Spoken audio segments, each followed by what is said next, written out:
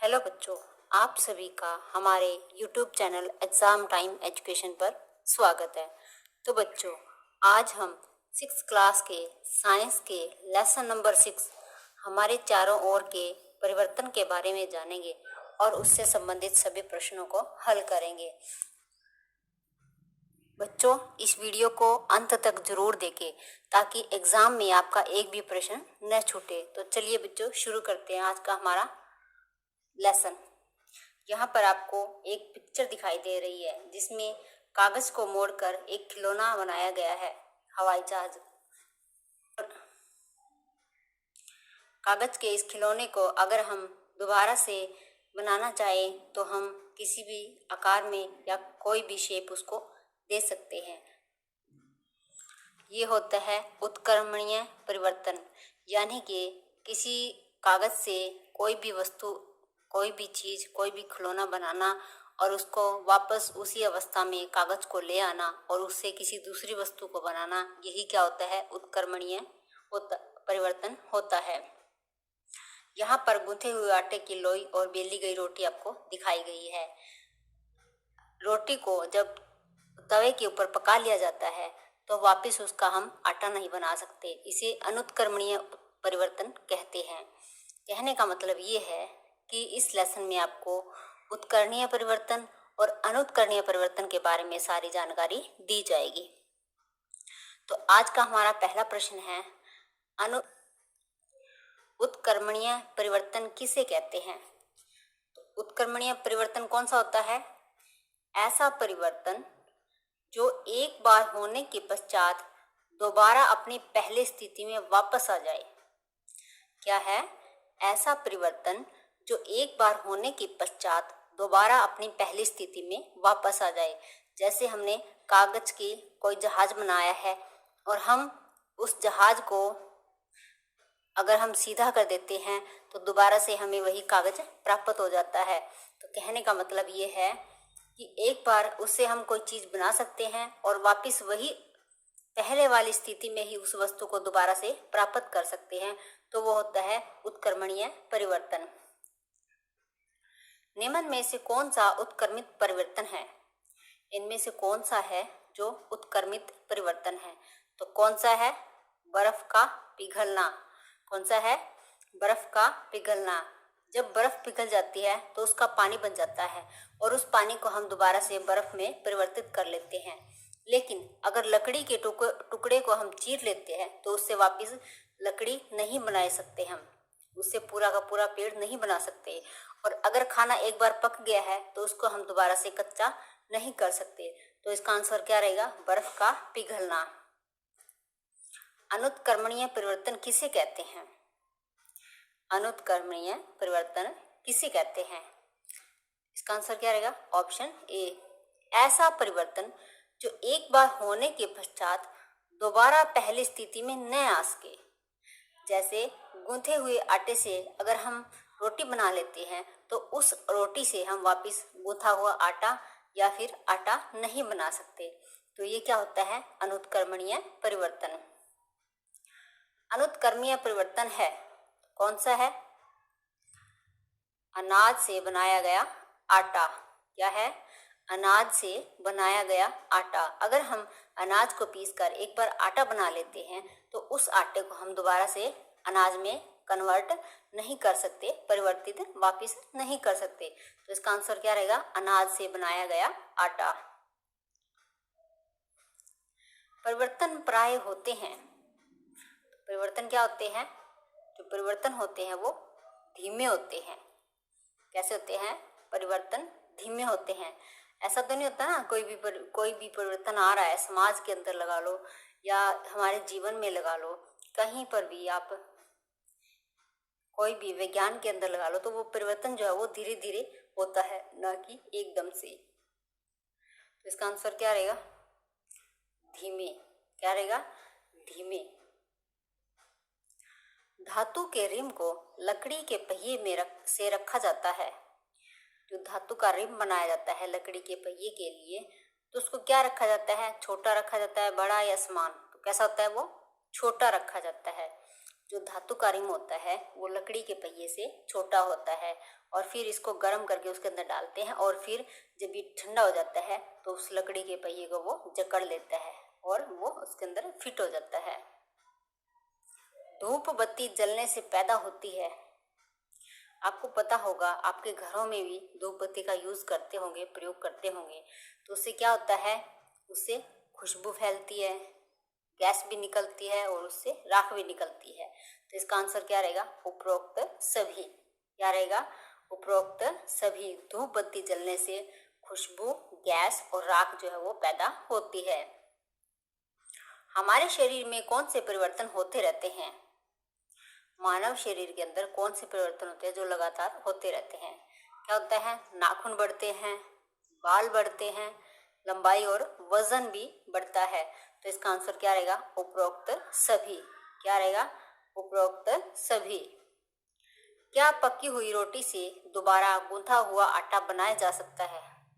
आपको पता है कि जब हम आटा को गूंथ कर उससे रोटी बनाते हैं, लेकिन उस रोटी से हम दोबारा से आटे को नहीं बना सकते। तो इसका आंसर क्या रहेगा, नहीं। जो है, हम पकी हुई रोटी से दोबारा आटा नहीं बना सकते।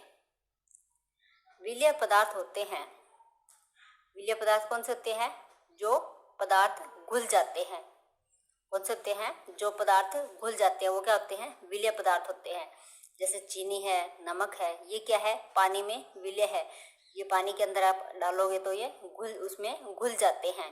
तो क्या रहेगा, जो पदार्थ घुल जाते हैं वो विलेय पदार्थ होते हैं। परिवर्तन कहते हैं। परिवर्तन किसे कहते हैं? किसी पदार्थ के आकार गुण में हुए बदलाव को क्या कहते हैं, परिवर्तन। कोई भी पदार्थ है, उसके आकार और उसके गुणों में जो बदलाव होता है उसे क्या कहते हैं, परिवर्तन कहते हैं। घुलना किसे कहते हैं? घुलना क्या होता है, पदार्थ का द्रव में लुप्त होना। क्या होता है, पदार्थ का द्रव में लुप्त होना ही घुलना होता है। परिवर्तन के समय ऊर्जा होती है। जब कोई भी परिवर्तन होता है तो उसमें ऊर्जा निष्कासित भी होती है और अवशोषित भी होती है। कई परिवर्तन ऐसे होते हैं जिसमें ऊर्जा निकलती है और कई ऐसे होते हैं जिसमें अवशोषित होती है। तो इसका आंसर क्या रहेगा, उपरोक्त दोनों। क्या रहेगा, उपरोक्त दोनों। आपका प्रिय खिलौना गिरकर टूट जाता है, क्या यह परिवर्तन उत्क्रमित किया जा सकता है? कोई भी खिलौना है, अगर वो टूट जाता है तो उसको दोबारा से हम पहले वाली अवस्था में नहीं ला सकते। तो इसका आंसर क्या रहेगा, नहीं। क्या रहेगा इसका आंसर, नहीं। आपका जो प्रिय खिलौना है वो गिरकर टूट गया है, ये जो है वो उत्क्रमित परिवर्तन नहीं है बल्कि अनुत्क्रमित परिवर्तन है। क्या होता है जब गुब्बारे में हवा भरते हैं? जब गुब्बारे के अंदर हवा भरी जाती है, जब गुब्बारे में हवा भरी जाती है तो क्या होता है, उसका आकार बढ़ जाता है। क्या होता है, गुब्बारे का जो है वो आकार बढ़ जाता है। ऋतु परिवर्तन किस प्रकार का परिवर्तन है? ऋतुओं में जो परिवर्तन होता है वो कैसे होता है, धीमा परिवर्तन। कैसा होता है, धीमा परिवर्तन। जब पदार्थ किसी क्रियाकलाप के बाद पुनः अपनी अवस्था में वापस आ जाए उस क्रिया को कहते हैं। क्या कह रहा है कि जब पदार्थ किसी क्रियाकलाप के बाद पुनः अपनी अवस्था में वापस आ जाए तो क्या होता है, उत्क्रमित परिवर्तन। क्या होता है, उत्क्रमित परिवर्तन। अगर वापस ना आए तो क्या होता है, अनुत्क्रमित परिवर्तन। हमारे चारों ओर कौन से परिवर्तन होते हैं? आपने देखा होगा, आपके आसपास जो है वो खेतों में फसलें समय अनुसार बदलती है। पहले जैसे मान लो कपास की खेती की जाती है, पहले पौधा बहुत छोटा होता है, फिर वो बड़ा होता है, फिर उस पर कपास लगती है। इस तरह से ये क्या है, समय के अनुसार बदलती रहती है। पत्तियां क्या करती है, रंग बदलती है। फूल खिलते हैं और मुरझाते हैं।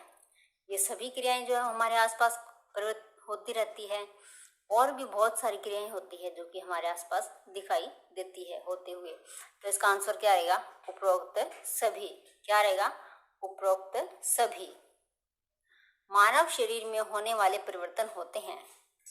मानव शरीर के अंदर जो परिवर्तन होते हैं वो कैसे होते हैं? अनुत्क्रमणीय परिवर्तन। कैसे होते हैं? अनुत्क्रमणीय परिवर्तन। क्योंकि जो परिवर्तन हो जाते हैं, जैसे शरीर की लंबाई बढ़ जाती है तो वापिस से वो दोबारा छोटा नहीं हो सकता, तो क्या होता है? अनुत्क्रमणीय परिवर्तन होता है। ऐसे परिवर्तन जिनमें ऊर्जा निष्कासित होती है। क्या है? ऐसे परिवर्तन जिसमें ऊर्जा निष्कासित यानी कि निकलती है। कब निकलती है? दिया सलाई का जलना। जब हम दिया सलाई यानी कि माचिस को जब उसको जलाते हैं तो उसमें से क्या होता है? ऊर्जा निकलती है। सांद्र सल्फ्यूरिक अम्ल में पानी डालना, उस समय भी क्या होती है? ऊर्जा निकलती है। तो इसका आंसर क्या रहेगा? उपरोक्त दोनों। क्या रहेगा? उपरोक्त दोनों। ऐसे परिवर्तन जिनमें ऊर्जा अवशोषित होती है। क्या है? ऐसे परिवर्तन जिनमें ऊर्जा अवशोषित होती है, यानी कि वो ऊर्जा को सोख लेता है, ग्रहण करता है। किसमें करता है? अल्कोहल का वाष्पीकरण। जब उसको गर्म करेंगे तो क्या है? जो ऊर्जा होगी वो उसमें अवशोषित होगी। पानी में अमोनियम क्लोराइड का घुलना, ये सभी क्या होते हैं? ऊर्जा को अवशोषित करते हैं। तो इसका आंसर क्या रहेगा? उपरोक्त दोनों। क्या रहेगा? उपरोक्त दोनों। अल्कोहल का वाष्पीकरण और पानी में अमोनियम क्लोराइड का घुलना, ये दोनों ही क्या है? ऊर्जा को अवशोषित करते हैं। क्या नमक के संतृप्त विलयन में और अधिक नमक घोला जा सकता है? जो नमक होता है उसका जो संतृप्त विलयन बना लिया जाता है, उसमें और अधिक नमक घोला जा सकता है? बिल्कुल घोला जा सकता है। कैसे? जब हम नमक को बीकर में डालकर गर्म करते हैं तो उस घोल के अंदर हम और नमक डालकर भी उसको क्या है? घोल के अंदर मिलाया जा सकता है, वो भी उसके अंदर लुप्त हो जाता है। तो इसका आंसर क्या रहेगा? हाँ, जो क्या है? नमक के संतृप्त विलयन में और अधिक नमक जो है वो घोला जा सकता है। तो बच्चों, आज के हमारे ये प्रश्न यहीं पर समाप्त होते हैं। आपको सभी क्वेश्चंस के आंसर जो है वो कमेंट बॉक्स में लिखकर हमें भेजने हैं। वीडियो को लाइक और शेयर करना न भूलें। और हाँ, यदि आप पहली बार हमारे चैनल पर आए हैं तो चैनल को सब्सक्राइब कर लें व पास के बेल आइकन को भी दबा लें, ताकि जब भी कोई नई वीडियो अपलोड हो तो उसका नोटिफिकेशन आपको सबसे पहले मिल जाए और आपकी कोई भी वीडियो मिस ना हो। इस वीडियो को अपने फ्रेंड्स के साथ भी ज़्यादा से ज़्यादा शेयर करें ताकि वे भी इसका लाभ उठा सकें।